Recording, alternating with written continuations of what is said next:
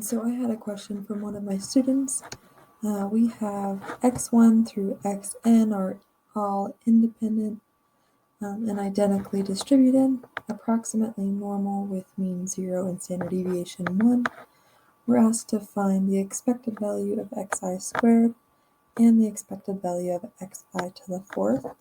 The way I'm going to start this one is first off finding the expected value of xi. This just means what's the expected value of one of these variables. Well, the expected value of xi is equal to the mean, which equals 0. I also know that that the variance of this xi equals 1 squared, which equals 1.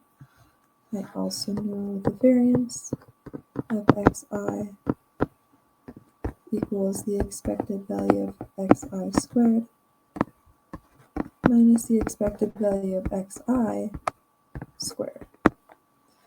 This first piece comes from the fact that x1 through xn are all identically independent and identically distributed, where they're normal with mean 0 and standard deviation 1. So if the standard deviation is 1, the variance is 1 squared. This comes from just the formula of variance. From here we can say, well, I'm just going to substitute the values that I know. I have 1 equals e of xi squared minus, well, I also know this is 0. So from here, the expected value of xi squared equals 1. We're going to use this to help us find the expected value of xi to the fourth. So I'm just going to create a new board here. So we know the expected value of xi squared equals 1. We're just going to put that aside. So now we're going to look at this next piece, the expected value of xi to the fourth. And we're going to show that this equals 3. So what we're going to do here is start just from the definition of an expected value. The definition of an expected value is the integral for all values of x of whatever's on the inside, so xi to the fourth, times its density function. In this case, it's normal with mean 0, standard deviation 1. This is also known as standard normal, so here's the density function for that.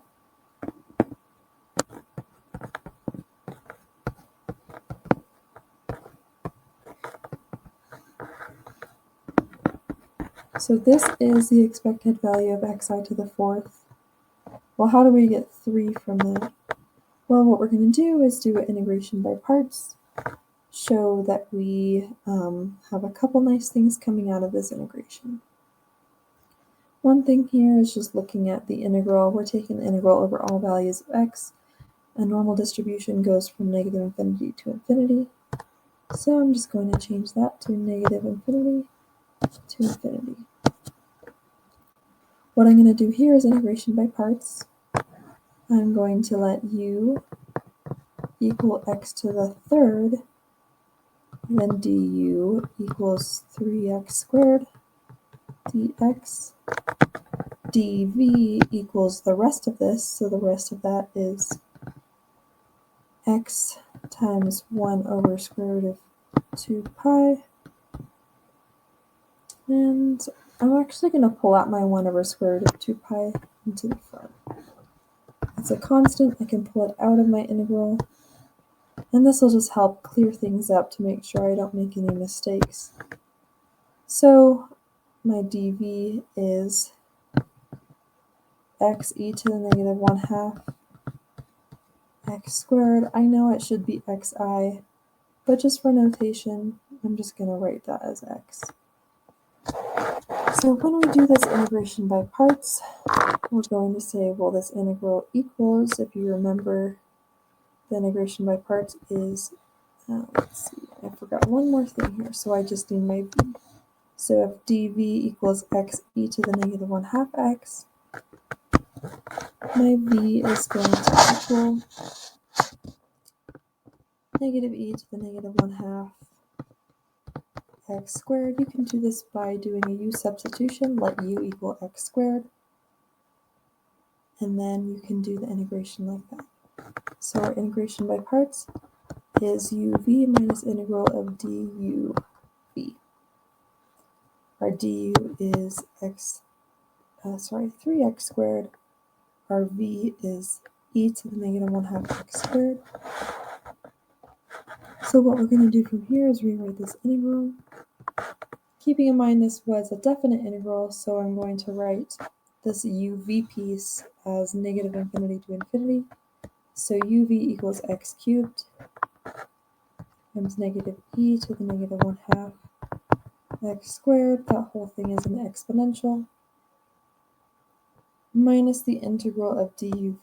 Well, the integral of duv is negative, so I'm just going to make that a positive, so two negatives make a positive. Du equals 3x squared dx, and v equals negative e to the negative 1/2 x squared. Again, I pulled that negative out. So altogether, this is plus 3x squared e to the negative 1/2 x squared dx. Well, what I have from here is that this first part, I'm going to circle this in a different color.